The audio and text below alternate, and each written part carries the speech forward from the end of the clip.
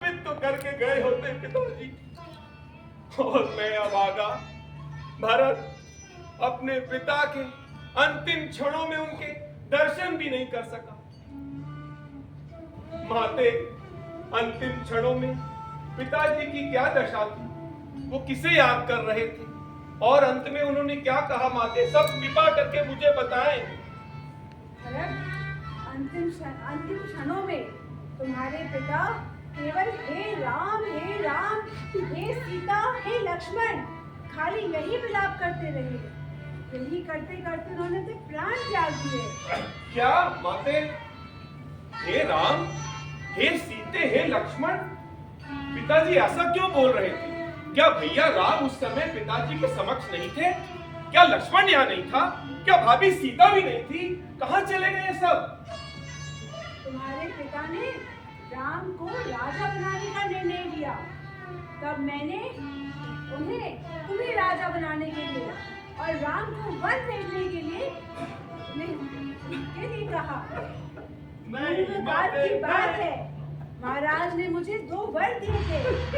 पहले वर में मैंने तुम्हारे राज्य मांगा और दूसरे वर में राम को 14 साल के वनवास भेज दिया। लक्ष्मण और सीता राम के साथ चले गए।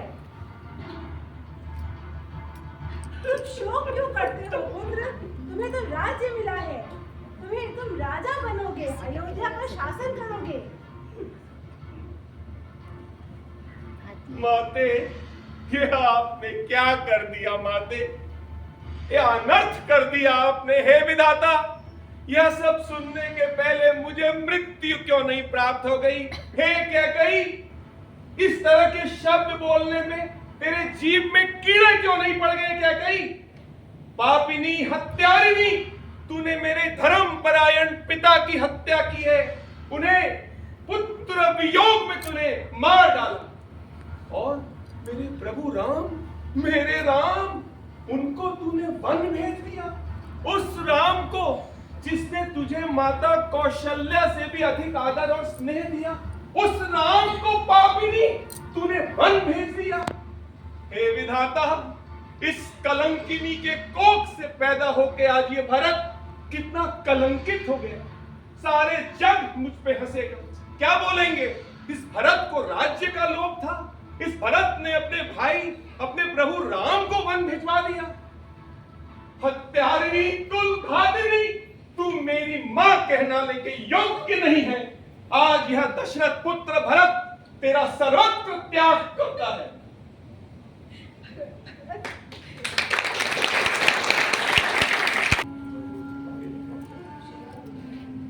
हे माता, हे माता, क्या हो गया माता? आ गए? मेरा राम तो वन को चला गया। अब मेरी जीने की कोई इच्छा नहीं रही।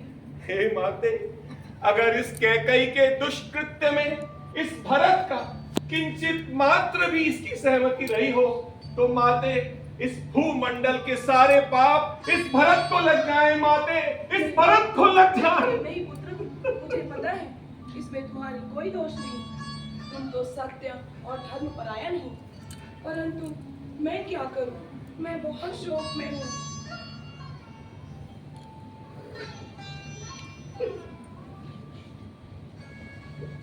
हे राजपुत्र भरत, तुम्हारा कल्याण हो। इस संसार में जो भी आता है उसकी गति निश्चित है, इसलिए अपने शोक का त्याग करो और अपने पिता की अंत्येष्टि का प्रबंध करो। जो आज्ञा गुरुदेव।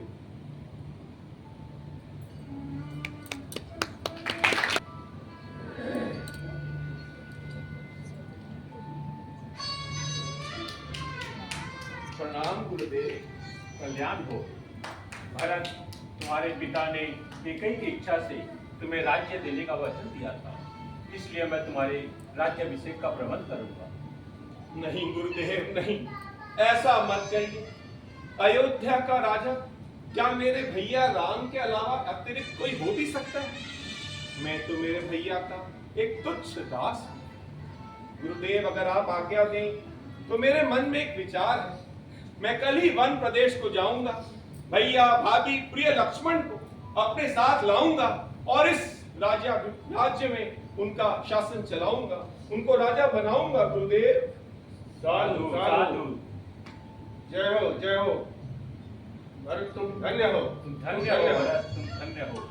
सुमंत आप जाइए, पूरे अयोध्या में ये घोषणा कर दीजिए कि भरत कल वन प्रदेश को जाएगा और अपने भैया भाभी और लक्ष्मण को तीनों को साथ ले आएगा और फिर अयोध्या में राम राज्य होगा। सुमंत्र इसकी व्यवस्था कीजिए।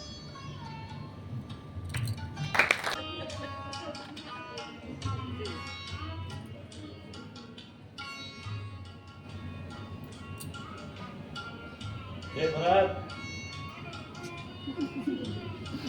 आज काफी संध्या हो चुकी है गुरुदेव, मुझे लगता है हम सबको यहीं आराम करना चाहिए।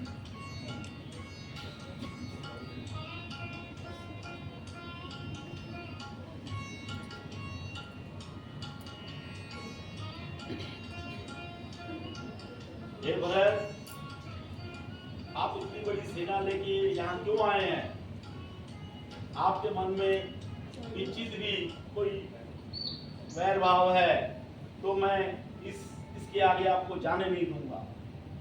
मैं नहीं जानता आपके मन में क्या चल रहा है। भरत, ये निषाद राज है, राम जी का प्रिय मित्र है। हे निषाद राज, आप मेरे भैया के मित्र हैं, इस नाते आप मेरे भी बड़े भाई हो। आपने प्रभु राम का आलिंगन किया था, आप धन्य हैं निषाद राज, आप धन्य।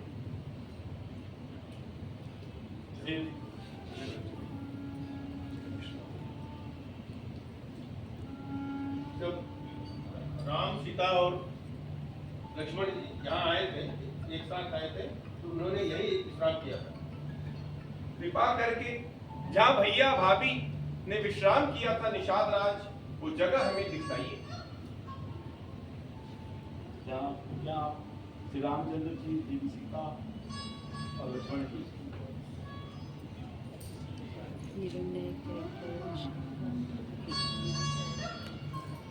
हे विधाता, तेरी क्या विधि। मेरी भाभी जनक नंदिनी सुकुमारी सीते, जिन्होंने अपने जीवन भर राजमहलों में मखमली बिस्तरों में, मुलायम वस्त्रों में उन्होंने शयन किया, आज इस झाड़ फूस घास में वो सोई है। मेरा भैया इस कठोर पृथ्वी पर सोए हैं। धिक्कार है इस भरत को, जिसकी वजह से मेरे भैया और भाभी को इतना कष्ट उठाना पड़ा। हे प्रभु, यह सब देख मैं कैसे पा रहा हूं, मेरा मन बहुत विचलित है। हे निषाद राज, आप अगर जानते हो कि भैया भाभी और लक्ष्मण इस समय कहाँ रह रहे हैं, तो कृपया करके हमें उनका पता बताइए, जो कि हम उनके पास जा सकें। श्री रामचंद्र जी सत्य कहते थे, श्री रामचंद्र जी सत्य कहते थे कि मेरा भरत महान है। आप धन्य है भरत, आपकी भक्ति भाव धन्य है। श्री रामचंद्र, लक्ष्मण जी, देवी सीता इस चित्रकूट पर्वत, चित्रकूट के बगल में मंदाकिनी नदी के तट पे रह रहे हैं। मैं आपको वहां ले चलता हूँ।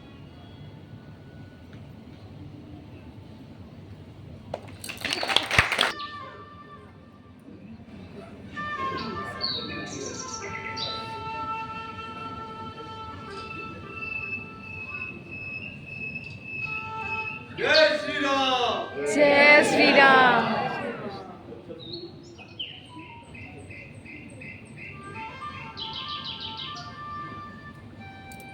हे सीते, ये चित्रकूट कितना मनोहर है। नाना प्रकार के फल लगे हैं वृक्षों में, पक्षीगण चहचहा रहे हैं। वो देखो, मंदाकिनी नदी बह रही है। कितना सुंदर है ये स्थान। हे आदिवीर, मैं अयोध्या छोड़कर आपके साथ इस वन में आई हूँ और मुझे यह स्थान अति रुचिकर लग रहा है, मनमोहक है। मुझे बहुत अच्छा लग रहा है यहाँ आकर।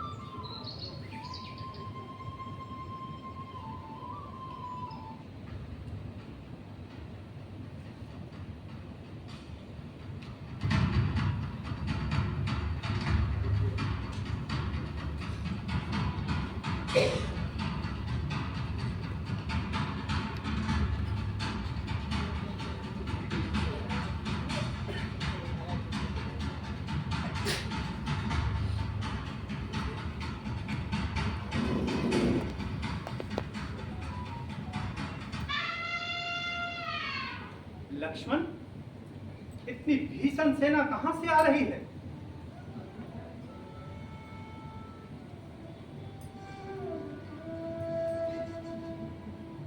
अरे, ये तो सूर्यवंश का ध्वज प्रतीत होता है। ये अयोध्या की सेना आ रही है। ओ, अंततः वो आ ही गया। कौन आ गया लक्ष्मण? कैकेयी पुत्र भरत। राज्य मिलने के पश्चात भी इसका लोभ कम नहीं हुआ।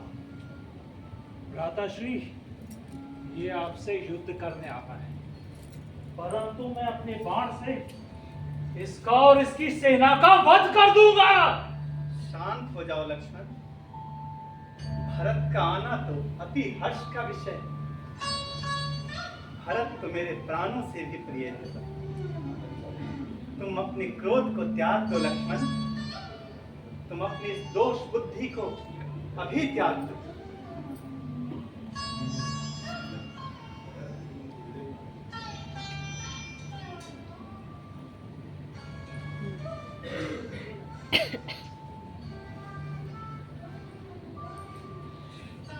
भैया प्रणाम गुरुवर।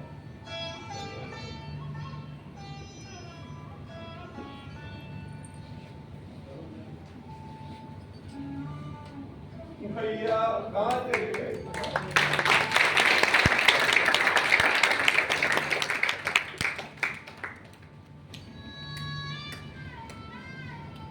प्रणाम माते, प्रणाम निषादार, प्रणाम।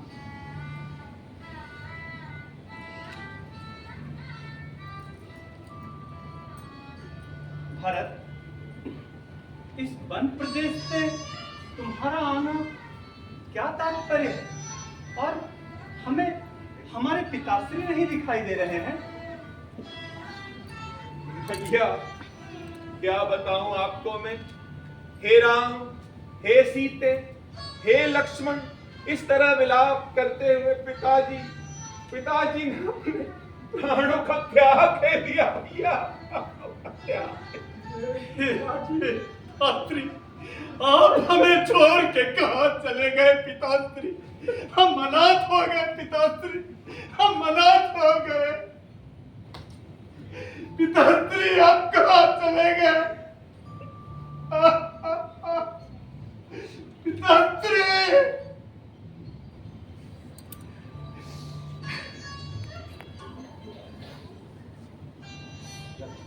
राम, विधि का विधान निश्चित है।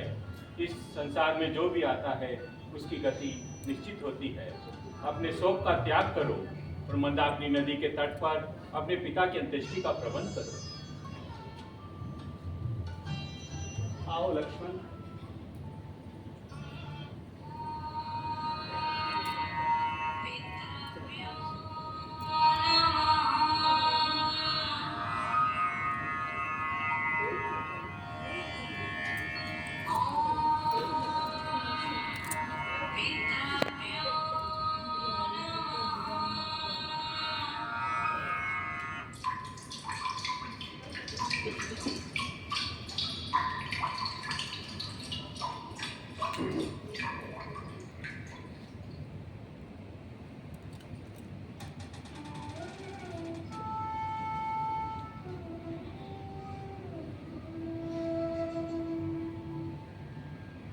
कहो भरत।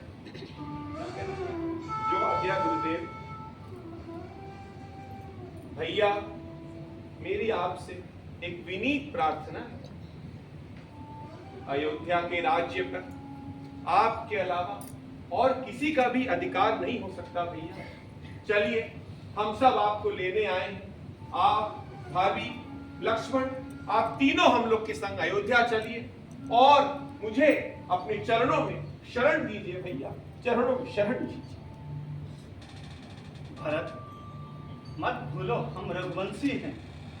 रघुकुल रीत सदा चली आई, प्राण जाए पर वचन न जाए। मैंने पिताश्री को वचन दिया, मैं 14 वर्ष तक वन में रहूंगा। पिताजी ने तुम्हें राज्य दिया है, अतः हम दोनों को अपना धर्म पालन करना चाहिए। मैं अभी 14 वर्ष तक वन में ही रहूंगा और तुम अयोध्या जाकर राज्य संभालो। भैया, आप उचित कहते हैं। हमें रघुवंशियों को पिताश्री के वचन को पालन करना जरूर चाहिए। पिताजी ने मुझे राज्य बनाने का वचन दिया था और मैं उसी राज्य को अब आपके चरणों में समर्पित करता हूं भैया, समर्पित। अयोध्या नगरी आपके बिना सूनी हो गई है भैया, गलियां गलियां सूनी है। अयोध्या की प्रजा आपके बिना अनाथ है भैया। आइए उस अयोध्या की प्रजा को संभालिए भैया, संभालिए। भरत, मैं अयोध्या राज स्वीकार करता हूं, लेकिन 14 वर्ष तक मुझे इस वन प्रदेश में ही रहना होगा।